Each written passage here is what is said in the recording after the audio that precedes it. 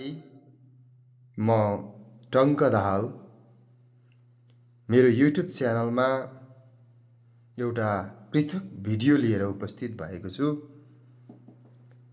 म अंग्रेजी शिक्षक, अंग्रेजी विषय अध्यापनरत शिक्षक।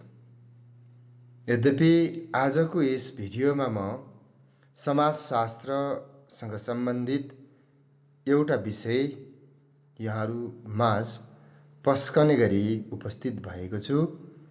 म अंग्रेजीको मात्र नभएर समाजशास्त्र र राजनीतिशास्त्रको विद्यार्थी पनि हो।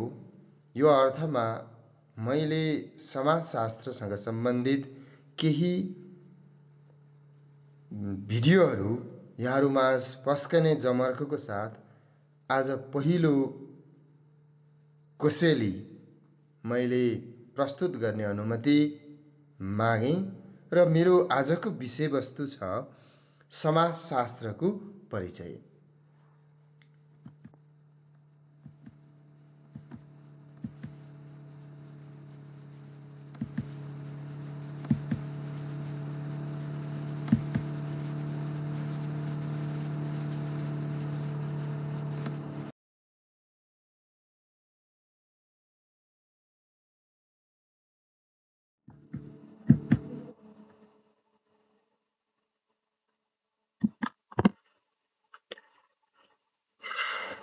मानव एक सामाजिक प्राणी हो।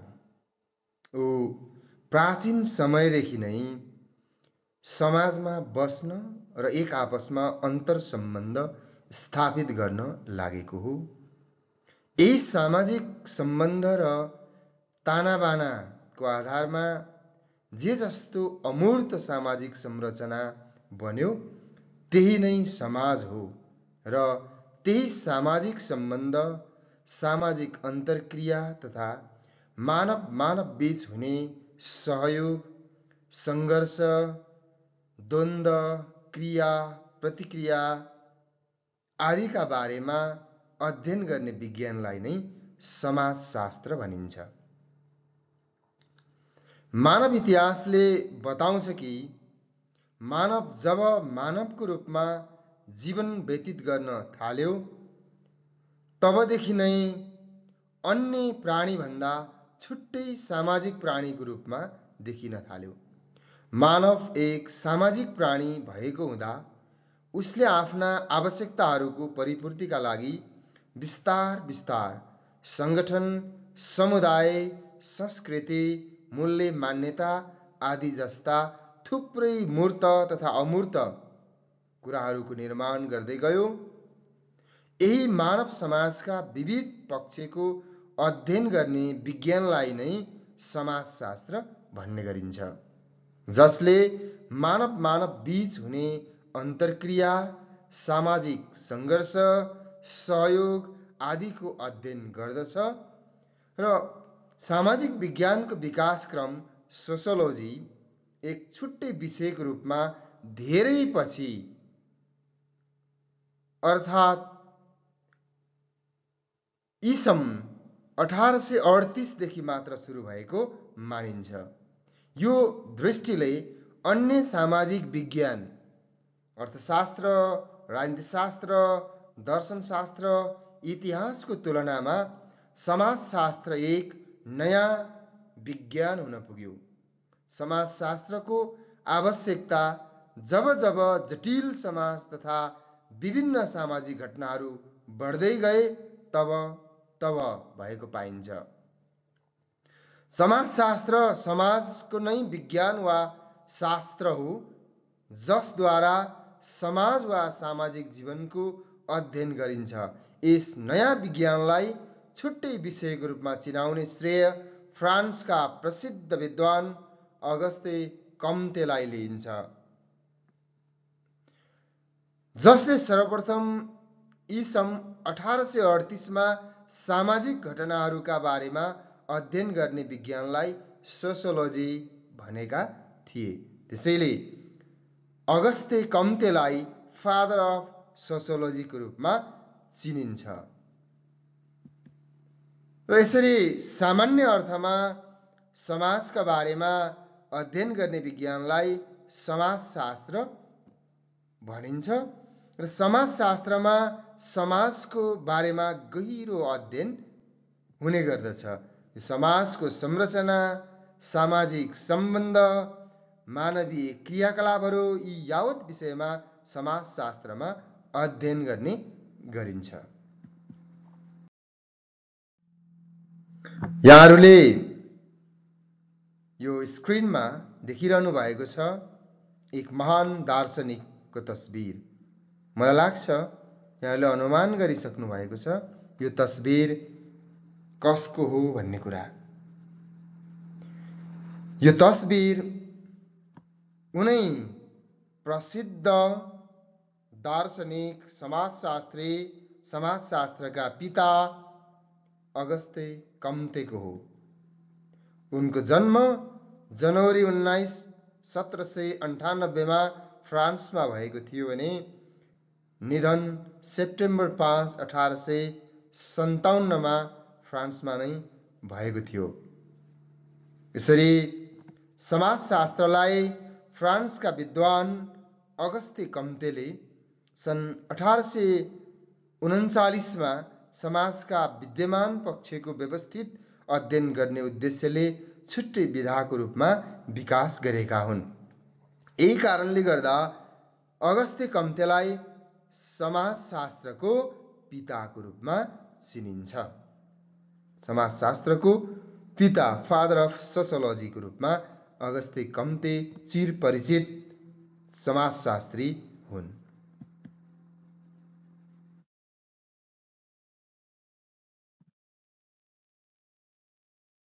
समाजको उत्पत्तिदेखि वर्तमान अवस्थासम्मको सामाजिक विकासक्रम, सामाजिक जीवन, सामाजिक स्वरूप, सामाजिक सम्बन्ध, सामाजिक अन्तर्क्रिया, प्रकार्यहरू, सामाजिक सङ्घ संस्था, सामाजिक जीवन प्रणालीका सम्पूर्ण प्रक्रिया लगायत समाजसँग सम्बन्धित सम्पूर्ण पक्ष, तत्त्व र प्रक्रियाको अध्ययन गर्ने विज्ञान नै समाजशास्त्र हो।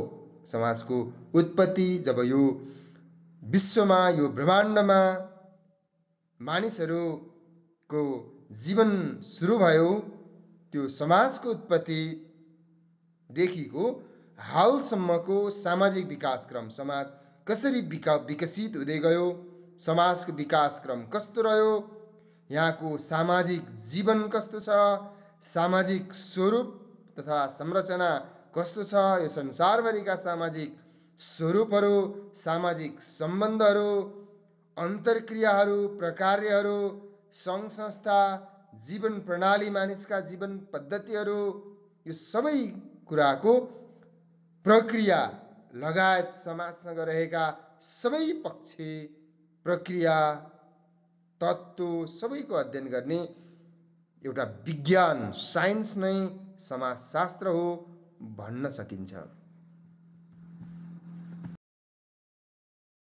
यसरी समग्रमा समाजको आर्थिक, सांस्कृतिक, शैक्षिक, मनोवैज्ञानिक, व्यवहारिक लगायतका सम्पूर्ण पक्षहरूको सम्पूर्णतामा अध्ययन गर्ने विज्ञानलाई नै समाजशास्त्र भनिन्छ। विद्यार्थी भाइ बहिनीहरू, यो सम्पूर्णता भन्ने बित्तिकै समाजसँग सम्बन्धित सबै पक्षहरू, यहाँ आर्थिक पक्ष, सांस्कृतिक पक्ष, शैक्षिक पक्ष, मनोवैज्ञानिक, व्यवहारिक, मानवीय व्यवहारहरू, यी सबै कुराको सम्पूर्णतामा अध्ययन गर्ने शास्त्र विज्ञान नै समाजशास्त्र हो भन्ने हामीले बुझ्नुपर्छ। यसैले समाजशास्त्र भन्ने बित्तिकै समाजको सबै पक्षको अध्ययन गर्ने विज्ञान हो भनेर हामीले बुझ्न सक्छौँ।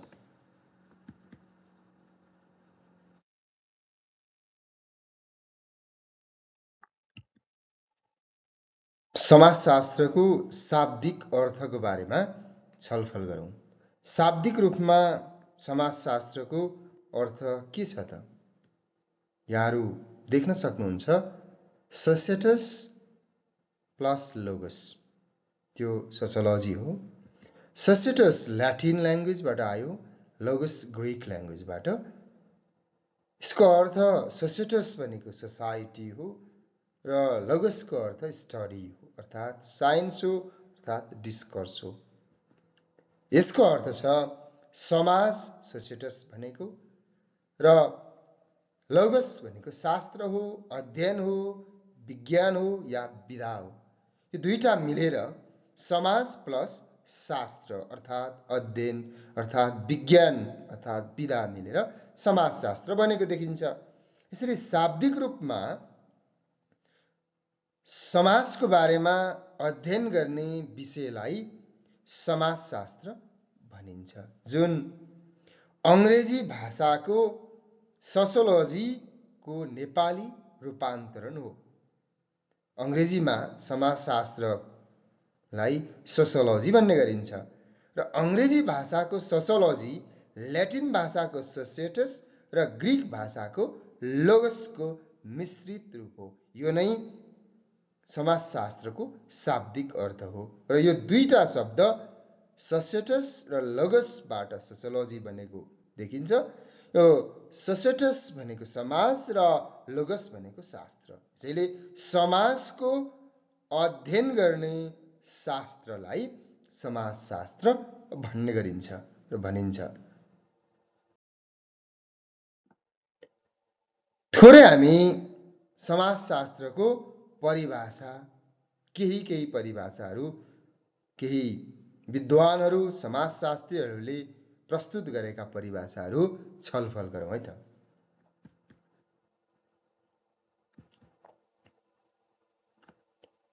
समाजशास्त्रलाई धेरै समाजशास्त्रीहरूले विभिन्न तरिकाले परिभाषित गरेका छन्।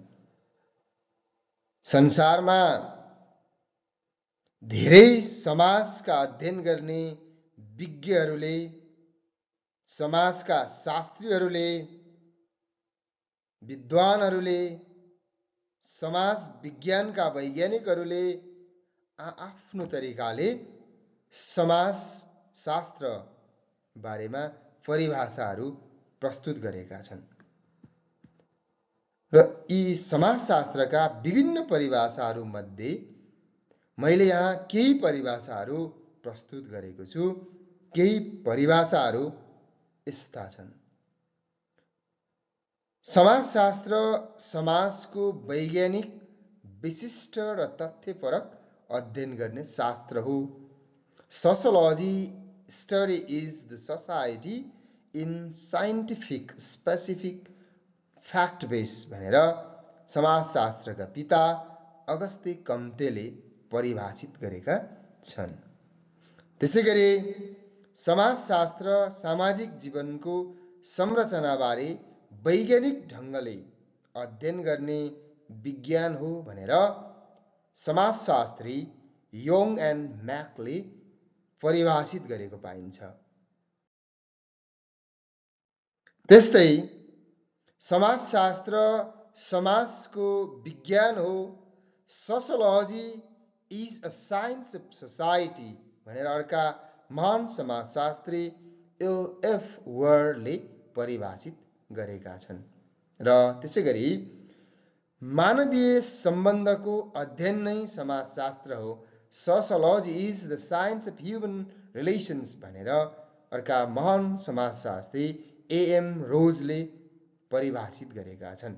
उनले मानवीय सम्बन्धहरूको अध्ययन नै समाजशास्त्र हो भन्ने आफ्नो परिभाषालाई स्थापित गर्ने प्रयास गरेका छन्। त्यसैगरी अर्का महान समाजशास्त्री हर्बर्ट स्पेन्सरले समाजका विभिन्न भागहरू बीचको अन्तर सम्बन्ध नै समाजशास्त्र हो। Sociology is the study of interrelations between different parts of society भनेर परिभाषित गरेको पाइन्छ। यसरी समाजशास्त्रलाई विभिन्न समाजशास्त्रीहरूले आफ्नो तरिकाले परिभाषित गरेको पाइन्छ। र अगस्ते कम्ते पछाडि यस विषयलाई मलजल गर्ने कार्य Emile Durkheim, Herbert Spencer, Max Weber लगायतका समाजशास्त्रीहरूले विद्वानहरूले गरेको पाइन्छ। र यी 4 महान समाजशास्त्रीहरूलाई 4 फाउन्डिङ फादर अफ सोसियोलोजीको रूपमा पनि लिइन्छ। Emile Durkheim, Herbert Spencer, Max Weber र अगस्ते कम्तेलाई 4 फाउन्डिङ फादर अफ सोसियोलोजीको रूपमा पनि चित्रित गरिएको पाइन्छ। र सोसियोलोजीको सुरुवात राजनैतिक दर्शन, इतिहास, विकासको जैविक सिद्धान्त, बायोलोजिकल इभोल्युसन तथा सामाजिक एवं राजनैतिक सुधार आन्दोलनबाट भएको पाइन्छ। यसै कारणले समाजशास्त्रलाई हामीले सुरुबाटै सामाजिक विज्ञान, समाजको अध्ययन गर्ने शास्त्रको रूपमा विभिन्न समाजशास्त्रीहरूले सुरुवात गरेको, परिभाषित गरेको पाउन सक्छौँ, जसद्वारा सामाजिक ज्ञानको विभिन्न शाखा बीचको सम्बन्ध खोज्ने प्रयास गरिएको पाइन्छ। यस प्रकार सामाजिक घटना तथा तथ्यहरूको वैज्ञानिक खोज गर्ने, त्यसलाई समष्टिगत रूपमा बुझ्ने र सामाजिक घटनाहरू किन र कसरी घट्छन् भन्ने बारेमा वैज्ञानिक ढङ्गले व्याख्या गर्ने, विश्लेषण गर्ने विषय नै समाजशास्त्र हो। जस्तो समाजमा आत्महत्या किन भइराखेको छ, किन आत्महत्याको दर बढिराखेको छ, समाजमा किन डिभोर्सका रेटहरू बढिरहेका छन्, यी विषयमा अध्ययन गरियो भने अध्ययन गर्ने त्यो शास्त्र, त्यो विज्ञान, त्यो विधा नै समाजशास्त्रसँग जोडिएको हुन्छ, त्यो नै समाजशास्त्र हो। यसरी समग्रमा माथि उल्लेखित परिभाषाहरूको आधारमा पनि हामीले समाजशास्त्रलाई एक समाजको विभिन्न पक्षको तथ्यपरक र वैज्ञानिक ढङ्गले मानवीय सम्बन्धको अध्ययन गर्ने विज्ञान भन्न सकिन्छ। र यसरी आज यो समाजशास्त्रको पहिलो भिडियो मेरो युट्युब च्यानल मार्फत मैले विशेषतः समाजशास्त्रको थोरै जानकारी राखेर तयार पारेको छु। मलाई लाग्छ यहाँहरू सबैले यो भिडियो हेरिसके पछाडि समाजशास्त्रको आधारभूत जानकारी प्राप्त गर्नुभयो होला। पक्कै पनि यहाँहरू सबैलाई यो भिडियो हेरिदिनु भएकोमा हार्दिक धन्यवाद, आभार प्रकट गर्दै आगामी दिनमा समाजशास्त्रसँग सम्बन्धित विभिन्न विषयमा मैले खोजमूलक, ज्ञानवर्धक जानकारीहरू यहाँहरू माझ पस्कने बाचाका साथ यो पहिलो भिडियोबाट म ओझेल पर्न चाहन्छु। सबैमा हार्दिक नमस्कार, धन्यवाद।